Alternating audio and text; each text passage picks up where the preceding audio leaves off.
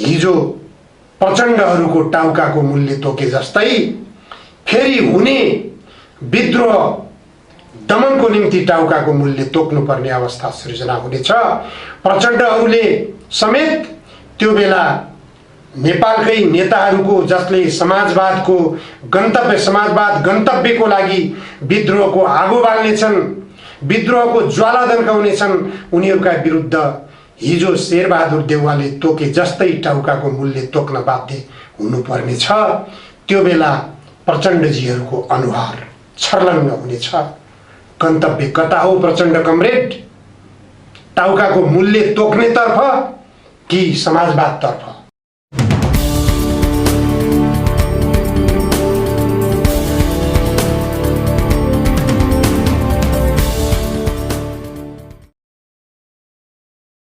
आदरणीय दर्शक महानुभावहरू, जनधारणा खबरमा यहाँहरूलाई स्वागत छ। बहुप्रतीक्षित सर्वोच्च अदालतको फैसला हिजो सुनाइयो। सर्वोच्च अदालतले प्रतिनिधि सभा पुनर्स्थापना गरिदिएको छ। प्रतिनिधि सभा पुनर्स्थापना मात्र होइन, शेरबहादुर देउवालाई 2 दिनभित्र प्रधानमन्त्री बनाउन परमादेश समेत जारी गरेको छ। यो फैसलाले अब संविधानको पालना भयो अथवा संविधानको गलत व्याख्या भयो भन्ने बारेमा निश्चय पनि बहसहरू सुरु हुनेछन्। अब संविधानको धारा 76 को 5 को कार्यान्वयनका दौरानमा देशमा अब दलीय अनुशासन दलका नेताहरूले मान्नुपर्ने हो कि होइन भन्ने गम्भीर प्रश्न खडा भएको छ। सत्तासीन दल नेकपा एमालेका तर्फबाट सांसद रहेका 23 जनाले विपक्षी दलका नेता शेरबहादुर देउवालाई प्रधानमन्त्रीमा नियुक्त गर्न सर्वोच्च अदालतमा रिट दायर गरेका थिए। यसरी आफ्नै दलको नेता देशको प्रधानमन्त्री भइरहेका अवस्थामा प्रधानमन्त्रीका विरुद्धमा विपक्षी दलको नेतालाई मत दिन पाइने वा नपाइने दलीय पद्धतिमा के हुन्छ, दलको विधानले के भन्छ, यो प्रश्न खडा भएको छ। यो प्रश्नको निराकरण भोलि सर्वोच्च अदालतले गर्नु पर्यो। सर्वोच्च अदालतमै यो विवाद पनि पुग्यो भने सर्वोच्च अदालतले गर्ने निर्णय फेरि पनि दूरगामी महत्त्वको हुनेछ। त्यो निर्णय पनि सम्भवतः छिटै सुन्नुपर्नेछ। अब प्रतिनिधि सभा पुनर्स्थापना भइसकेपछि र नेपाली कांग्रेसका सभापति शेरबहादुर देउवा पटक पटक प्रधानमन्त्री भइसकेका व्यक्तित्व फेरि प्रधानमन्त्री बनिसकेपछि देशले के निकास पाउला त अब भन्ने प्रश्न खडा भएको छ।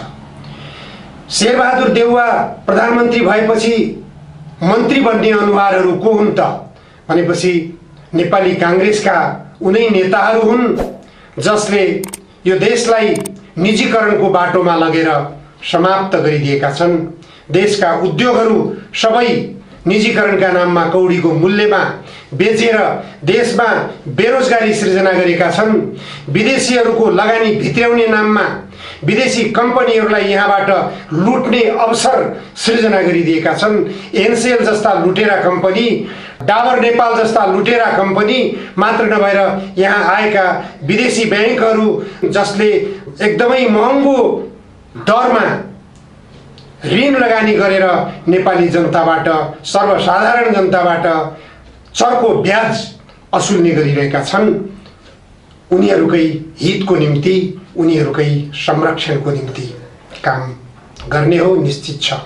अर्को खतरनाक पाटो देखा परेको छ। संसद पुनर्स्थापना हुँदा बित्तिकै संकल्प प्रस्तावबाट एमसीसी पारित गरिनेछ भनेर माओवादी केन्द्रका प्रचण्ड र नेपाली कांग्रेसका सभापति शेरबहादुर देउवा जो प्रधानमन्त्री बन्न जाँदै हुनुहुन्छ उहाँले समेत व्यक्त गर्दै आउनु भएको, दाबी गर्दै आउनु भएको प्रसङ्ग थियो।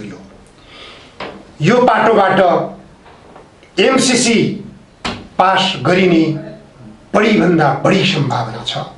एमसीसी पास गरिन साथ उत्तरतिरको छिमेकी देश चीनसँग सम्बन्ध बिग्रने सम्भावना बलियो छ, किनभने एमसीसी अमेरिकाको सैन्य योजनासँग जोडिएको सन्दर्भ हो। एमसीसी यहाँ आउँदा साथ अमेरिकाको गतिविधि, अमेरिकाको सैन्य गतिविधि नेपालमा सुरु हुनेछ। त्यो अमेरिकाको सैन्य गतिविधिले निश्चित पनि उत्तरतिरको छिमेकी देश चिढाउने अवस्था आउन सक्छ। नेपालको सत्तापक्षसँग, नेपाली जनतासँग राम्रो सम्बन्ध बनाइरहेको चीनसँग सम्बन्ध बिग्रने अवश्यम्भावी छ।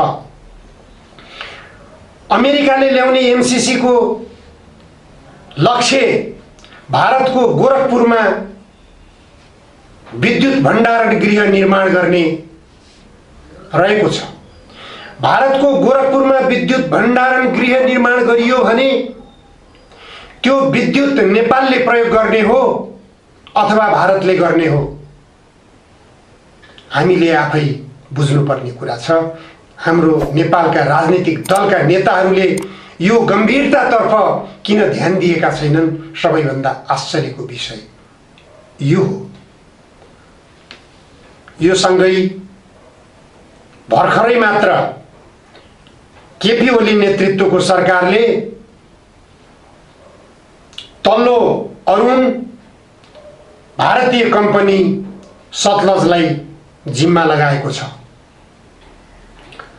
जुन कम्पनीले अरुण तेस्रोको काम गरिरहेको छ, अब तल्लो अरुण पनि त्यही कम्पनीले पाउने भएको छ, अथवा भारतलाई नै तल्लो अरुण पनि हस्तान्तरण गरियो। अमेरिकाले ल्याउने एमसीसीले नेपालका सानातिना खोला नालाबाट जे जति विद्युत उत्पादन गर्ने हो गोरखपुरमा भण्डारण गर्ने योजना छँदैछ। गण्डकी लगेको छ, कोशी लगेको छ, महाकाली लगेको छ, माथिल्लो कर्णाली लगेको छ, सबै कब्जा जमाएर बसेको छ। अरुण तेस्रो लगेको छ, अब तल्लो अरुण पनि भारतकै जिम्मा लगाइयो। अब नेपालसँग जल सम्पदा के छ, अब के को राजनीति गर्ने हौ? नेपालका राजनीतिक दलका नेताहरू गम्भीरतापूर्वक सोच, देशलाई कतातिर लगिरहेका छौं। राजनीतिक दलका नेताहरूले यो गम्भीरतातर्फ यदि दलहरूले सोचेनन् भने नेपालको भविष्य अन्धकार छ। नेपालको विकासको पूर्वाधार भनेको जल सम्पदा हो।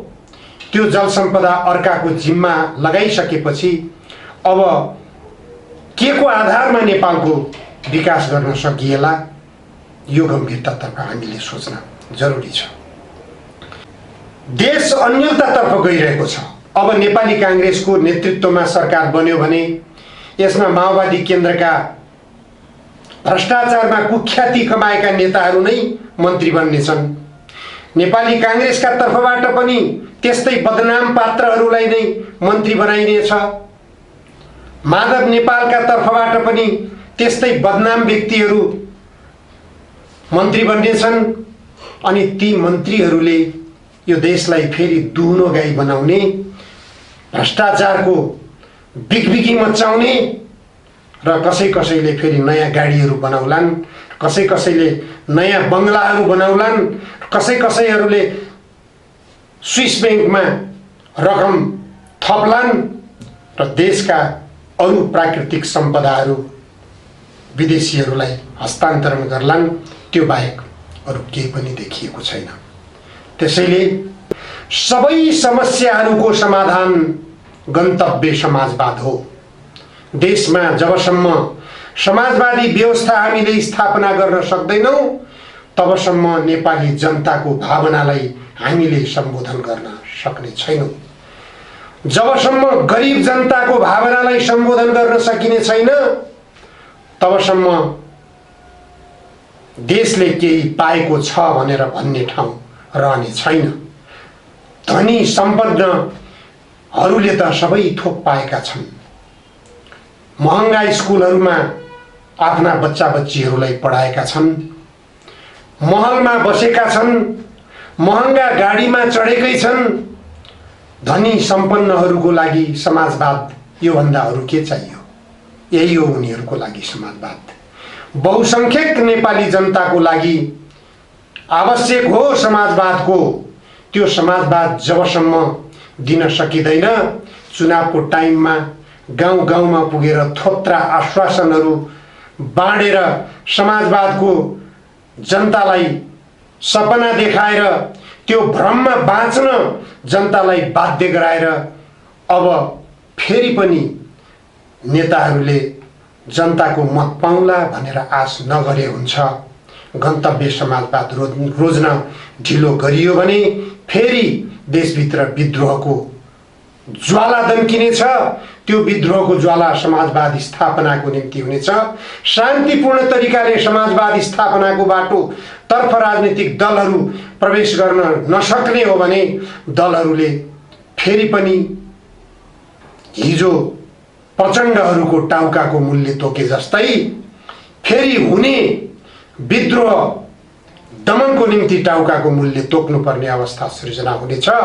प्रचण्डहरूले समेत त्यो बेला नेपालकै नेताहरूको जसले समाजवादको गन्तव्य समाजवाद गन्तव्यको लागि विद्रोहको आगो बाल्नेछन्, विद्रोहको ज्वाला दन्काउनेछन्, उनीहरूका विरुद्ध हिजो शेरबहादुर देउवाले तोके जस्तै टाउकाको मूल्य तोक्न बाध्य हुनुपर्नेछ।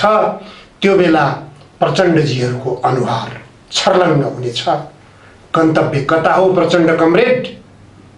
टाउकाको मूल्य तोक्नेतर्फ कि समाजवादतर्फ? बाटो रोज्ने जिम्मा तपाईको हो। नेपाली जनताले अझै तपाईप्रति आशा गर्ने ठाउँ छ। त्यो गन्तव्य तपाईले रोज्न सक्नुभयो भने देशको समुन्नति अवश्यम्भावी छ। नेपाली जनताले तपाईप्रति आशा विश्वास भरोसा गरेका छन्। गन्तव्य समाजवादको निम्ति नेपाली जनतालाई मतदान गर्न पाउने अधिकारबाट वञ्चित नगर्नुस्, बाटो खोल्नुस्। समाजवाद वा अहिलेको दलाल संसदीय व्यवस्था विकल्प रोज्ने नेपाली जनतालाई अधिकार दियोस्। आजलाई यति।